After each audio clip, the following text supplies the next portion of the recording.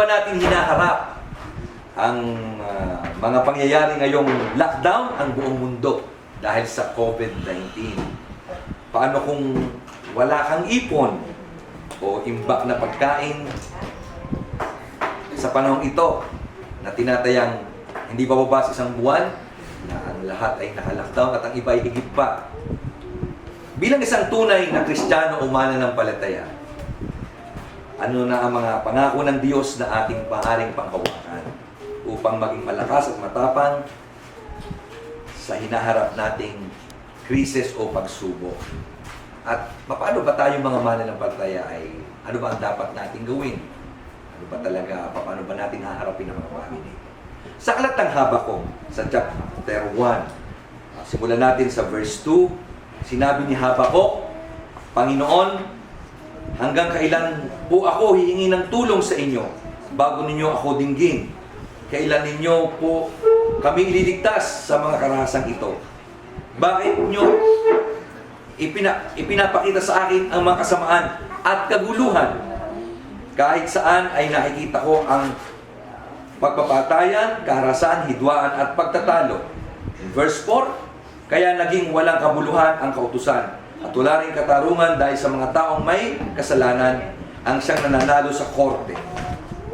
At hindi ang mga taong walang kasalanan kaya't nababaluktot ang katarungan. In verse 5, sumagot ang Diyos, tingnan ninyong mabuti ang mga nangyayari sa mga bansa at talagang magtataka kayo sa inyong nakikita sapagkat may gagawin ako sa inyong kapanahunan na hindi nyo paniniwalaan kahit may magbalita pa nito sa inyo.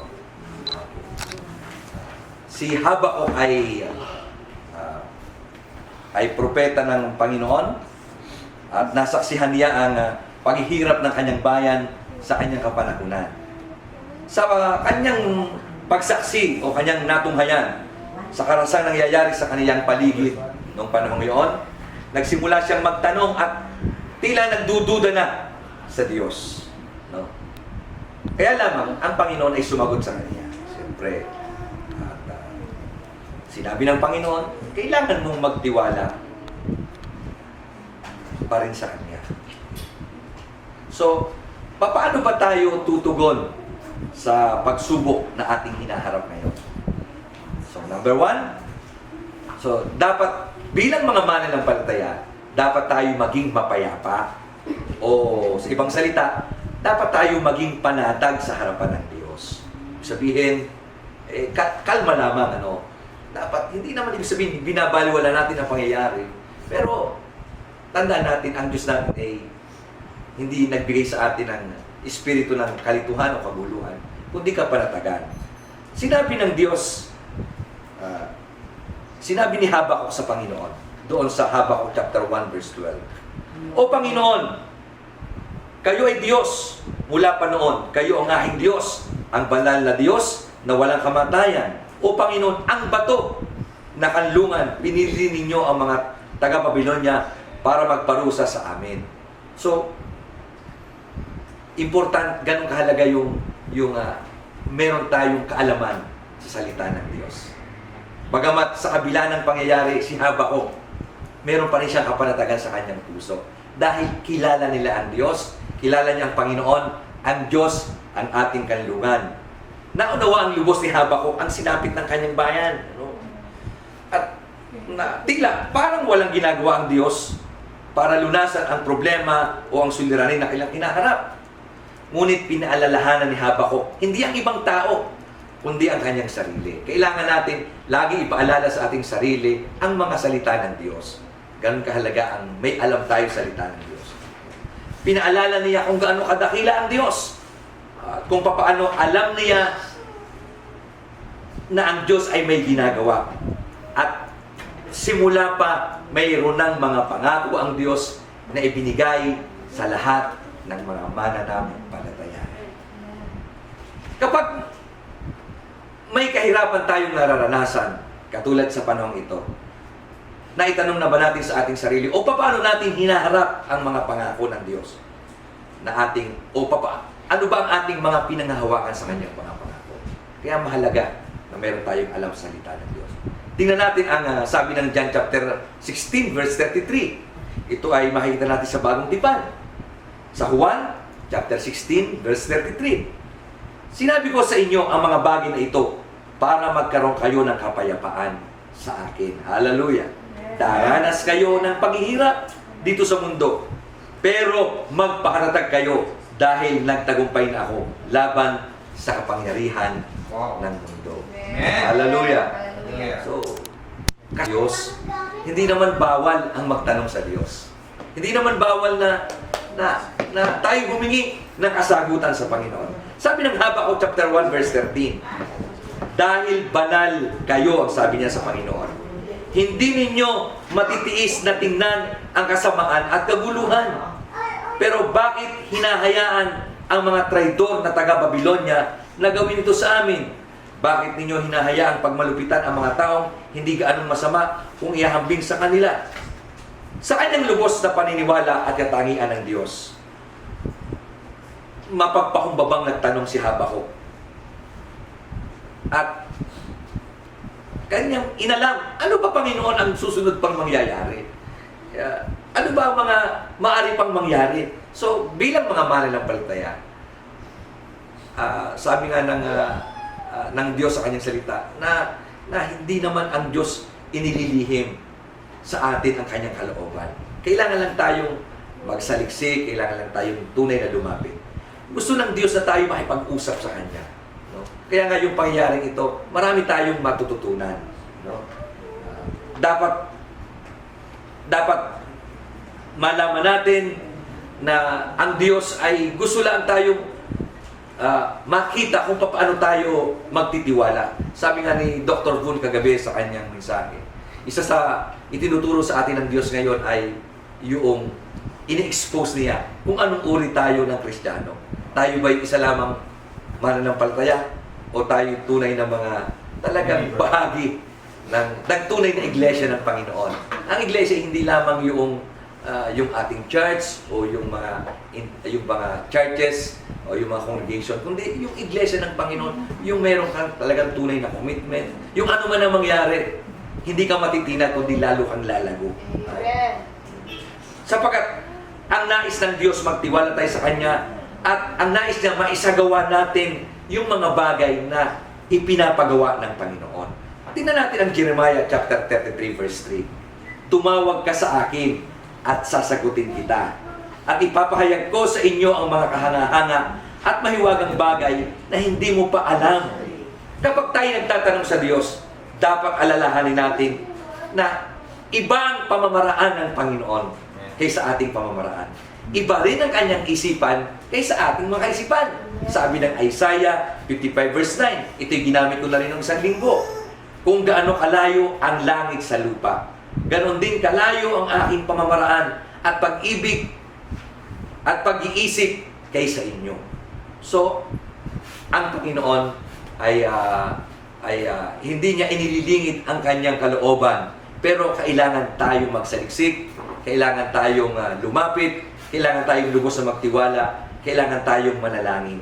Pangatlong bagay, maghintay tayo sa tugon o sagot ng Panginoon. Sabi ng Habakkuk chapter 2 verse 1, sinabi ni Habakkuk, akit ako sa tore sa aking bantayan at hihintayin ko kung ano ang sasabihin sa akin ng Panginoon at kung ano ang kanyang sagot sa aking hinaing. Ang Diyos ay kaya-kaya tayong pasiglahin, kaya-kaya tayong palakasin kapag tunay at totoo tayo nagtitiwala sa Kanya. Diba sinabi ng Isaiah chapter 40 verse 31, ngunit ang mga nagtitiwala sa Panginoon ay muling magkakaroon ng lakas. Lilipad sila gaya ng isang agila. Tumakbo man sila ay hindi mapapagod. Lumakad man sila ay hindi manghihina. So, mula sa kanyang pag-aalala at tila pagdududa ni Habakkuk, siya ay totoong nanalangin at nagbantay at naghintay sa tugon ng Panginoon para sa kanyang idinadalangin sa Diyos. Naghintay siya kung hindi na mahalaga sa kanya kung gaano man ito katagal o ito man ay sasagutin ng Diyos agad o hindi. Ang mahalaga, ang paniwala ni Habakkuk, ang Diyos ay sumasagot sa dalangin. Hindi na importante kung gaano ito kahaba. Ang mahalaga, ano man ang mangyari, patuloy pa rin siya magtitiwala sa kapangyarihan at kabutihan ng Diyos. Maraming pangako ang Diyos sa atin. Kailangan lang nating alamin, patuloy nating pag-aralan at basahin ang kanyang salita. Maghintay tayo gaano man katagal ang sagot o tugon ng Diyos. Patuloy tayo magtiwala sa kanyang kapangyarihan at kabutihan sa kanyang mga pangako. Ang Diyos hindi tayo bibiguin. Sabi nga ng Romans chapter 8 verse 28, alam natin na sa lahat ng bagay, gumagawa ang Diyos para sa kabubuti ng mga umiibig sa Kanya, na Kanyang tinawag ayon sa Kanyang layunin. Ano? Paano ba si Habakuk pinalakas ng tiwala ng Diyos? Sabi ng Habakuk, chapter 2, verse 2 to 4, ito ang sagot ng Panginoon kay Habakuk. Isulat ng malinaw, susulatang bato ang pahayag na ito para madaling basahin. Isulat mo muna ito dahil hindi pa dumarating ang takdang panahon para mangyari ito. Ngunit hindi magtatagal at tiyak mangyayari ito.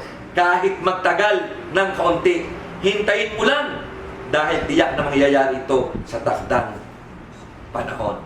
So ang Diyos, hindi lingid sa Kanya ang nangyayari. At siya ang nagtatakda ng lahat ng bagay. Ang kailangan lang sa atin, matutong magtiwala, matutong maghintay.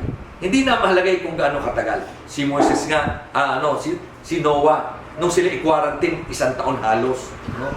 Pero wala nga nung internet, wala nung mga wifi, wala nung Facebook.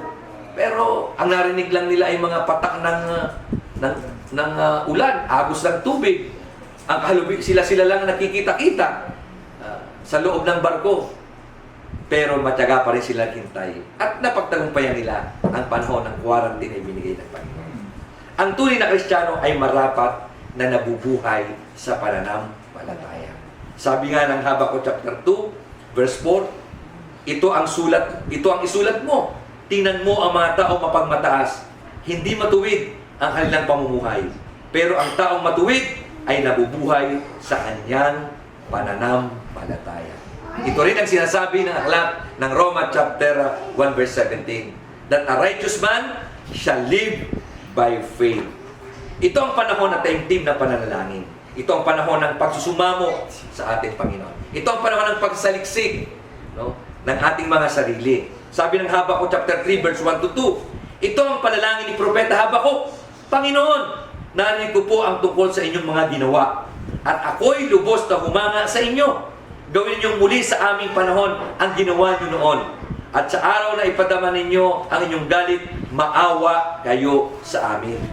No? Ano pa ang kanyang, itinuloy pa niya ang kanyang panalangin. Kahit hindi mamunga ang puno ng igos, ubas, o ang kahit ng ulibo, at kahit walang anihin sa mga bukirin, at kahit mamatay ang mga alagang hayop sa kanilang mga kulungan, magagala pa rin ako dahil ang Panginoong Diyos ang magliligtas sa akin. Hallelujah! Yes. Siya ang magbibigay sa akin ng kalakasan.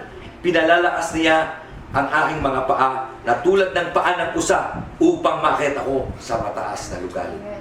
So, sa panahon ito, tayo mga Kristiyano ay nasa ilalim ng tinatawag, lalo sa Pilipinas, ang tawag natin, ang tawag dito ng ating pamahalaan, Extreme Enhanced Community Quarantine. O sa mas madaling salita, lockdown. Pero alalahanin natin, may ginagawa mabuti ang Diyos sa bawat isa.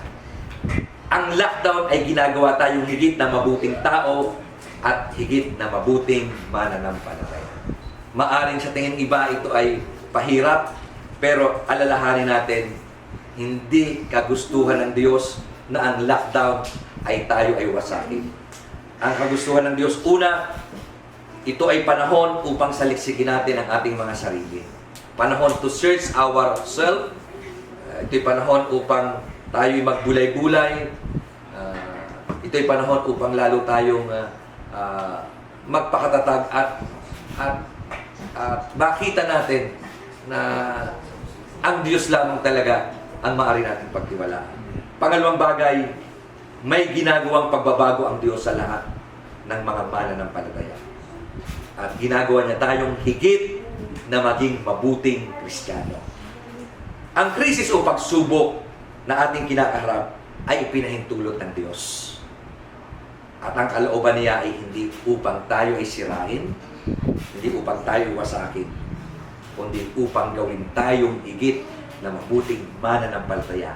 Na pagkatapos ng lockdown na ito, ang itanong natin, ang tanong natin sa ating sarili, ano ba ang ating natutunan? Ano ba ang binago sa atin ng Panginoon? Dapat meron tayong magandang patutuo. Dapat meron tayong panibagong kalakasan. Dapat umangat tayo katulad ni Habakuk. Hindi tumigil, lalo tayong may angat sa ating pamumuhay bilang mananampalataya. Ang Diyos ay mabuti, hindi na tayo iiwan, hindi na tayo mababayaan. Magandang araw, at pagpalain tayo ng Panginoon, tayo ay manalangin. Dakilang Diyos, maraming pong salamat na ang iyong salita ay tunay na mapapanghawakan. Ikaw, Panginoon, ay nangako sa bawat isa sa amin na hindi ka mo kami iiwan o pababayaan. Sa lahat po ng mga kapatiran na bumubuo po ng aming iglesia, ng Glory Christian Center Batangas, at lahat po ng mga Kristiyano sa buong mundo, patuloy mo pong palakasin, patatagin. Makita namin, O Diyos, ang iyong mga ginagawa na meron kang binabago, meron kang itinuturo sa bawat isa. Maging, Panginoon, ang mga taong nakarinig ng mensahe na ito. Hayaan mo, O Diyos, na ito'y maging panahon upang maging pagkakataon, upang makilala ka namin ng lubusan. Makilala ka at bigyan mo ng pagkakataon ng bawat isa upang makilala ka nila na ikaw lamang ang Diyos sa makapangyarihan at ikaw ay kayang baguhin ang buhay ng bawat isa. Kaya ang dalangin ko po, Ama, ay pagpalain mo ang bawat isa na nakaririnig ng mensahe nito. Maranasan nila ang iyong masaganang biyaya at patuloy naming magawa ang iyong kalooban sa aming mga buhay na pagkatapos ng lockdown na ito ay maging isa kaming tunay na binago mo, Diyos, bagong tao, may panibagong lakas at sigla na magpapatuloy upang hanggang sa matapos namin ang takbuhin nilatag mo sa aming araw. Salamat po, Panginoon, sa iyo ang papurit pasasalamat sa pangalan ng iyong anak na si Jesus. Amen. Amen. Hallelujah. God bless you.